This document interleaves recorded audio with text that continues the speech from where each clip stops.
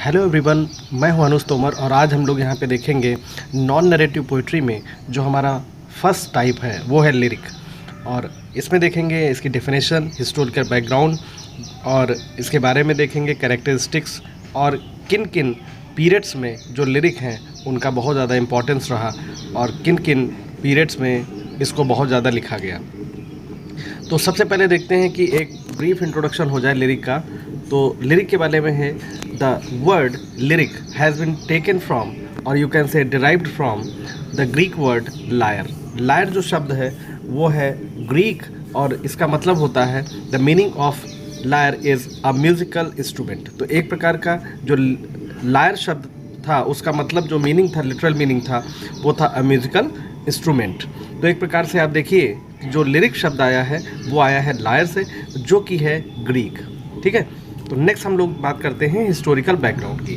तो historical background जो इसका रहा है, lyric was a kind of song in Greece which was sung or played by a small musical instrument called lyre. यानी कि फिर वहाँ से अगर हिस्टोरिकल बैकग्राउंड की बात करें तो ग्रीस जो कि एक देश था प्राचीन, उसमें एक प्रकार का ये जो सॉन्ग जो है वो गाया जाता था, एक म्यूजिकल इंस्ट्रूमेंट था लायर, उसी के ऊपर, और वहीं से कहीं ना कहीं इस शब्द की उत्पत्ति हुई है और जो है चीज़ें आगे वहाँ से बढ़ी।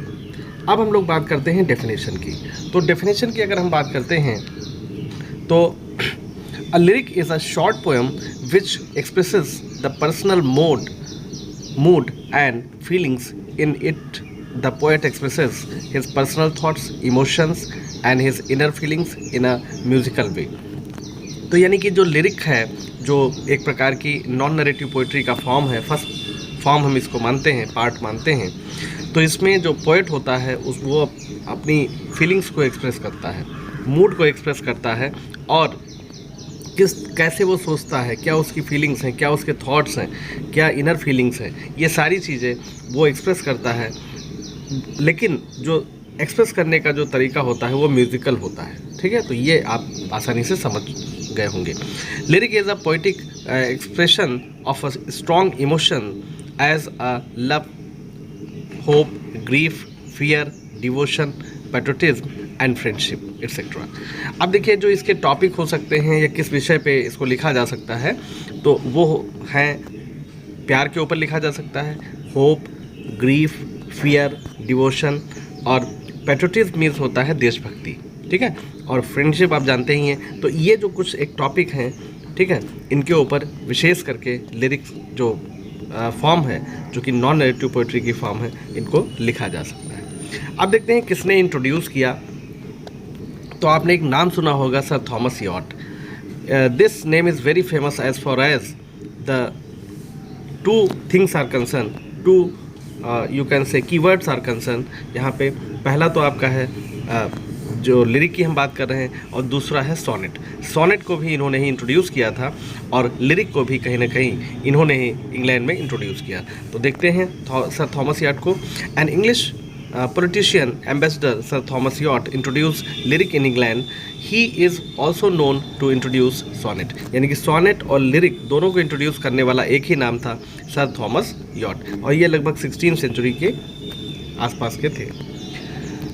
कुछ अदर मेजर जो लिरिक राइटर्स रहे हैं उनमें जो एलिजाबेथन एज थी 16वीं सेंचुरी में, आप समझ लीजिए कि विलियम शेक्सपियर, बेन जॉनसन, जो ये दो नाम थे, इन्होंने बहुत अच्छे से जो लिरिक थी उसको इंट्रोड्यूस किया था।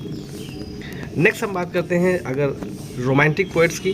तो यहाँ पे रोमांटिक पोइट में it is assumed that best lyrics are written by romantic poets such as Wordsworth, Coleridge, John Keats, Shelley, Byron, Hunt. ठीक है, इनके द्वारा लिखी गई। और शैली की टू अ स्काईलार्क जो है वो सबसे ज़बरदस्त लिरिक कंसीडर की जाती है, most renowned and most famous lyric इसको कंसीडर किया जाता है। अब हम लोग बात करते हैं कुछ अदर कैरेक्टरिस्टिक्स की, लिरिक की क्या विशेषताएं हैं। तो देखिए, lyric word has been derived from the word lyre. एक ये आपका हो गया, हो चुका है, लेकिन फिर से रिकेप कर लेते हैं। इट्स शेप वॉज, और जो इंस्ट्रूमेंट था उसका शेप कैसा था, यू आकार का था, जो इंग्लिश अल्फ़ाबेट में यू होता है उसी प्रकार का था ये। अ काइंड ऑफ म्यूजिकल इंस्ट्रूमेंट, एक प्रकार का म्यूजिकल इंस्ट्रूमेंट था। Consider the most simplest and most popular form of poetry, और सबसे सिंपल, सबसे पॉपुलर फॉर्म इसको कंसीडर किया जाता है। नेक्स्ट देखते हैं जो है म्यूज़िकल क्वालिटी इसकी जो रहती है, single emotion, no limit of line, ठीक है, ये सारी इसकी क्वालिटीज़ हैं, कैरेक्टरिस्टिक्स हैं। Personal in mode and emotion, ठीक है, मूड भी कह सकते हैं, मोड भी कह सकते हैं, दोनों ठीक है यहाँ पे, चाहे इसको मूड कर लीजिएगा आप, चाहे मोड, दोनों चीज़ें ठीक हैं। नेक्स्ट देखिए यहाँ पे, अब हम बात करते हैं विक्टोरियन पोइट्स की। तो विक्टोरियन में Tennyson, Robert browning, George Eliot, ये कुछ रिनाउंड नाम आपको पता ही होंगे जिन्होंने बहुत एक नाम कमाया विक्टोरियन एज में। तो ये भी लिरिक पोइट्री में इन्होंने काफ़ी हद तक चीज़ें की थी। नेक्स्ट देखते हैं, इसके प्रकार देख लेते हैं। तो प्रकार में देखिए 2 ही प्रकार हैं इसके, पहला है पर्सनल लिरिक, दूसरा है इम्पर्सनल। तो नाम से ही पता चलता है, shows poets own personal feelings, emotions and imagination through lyric. जब लिरिक के माध्यम से, देखिए यहाँ पे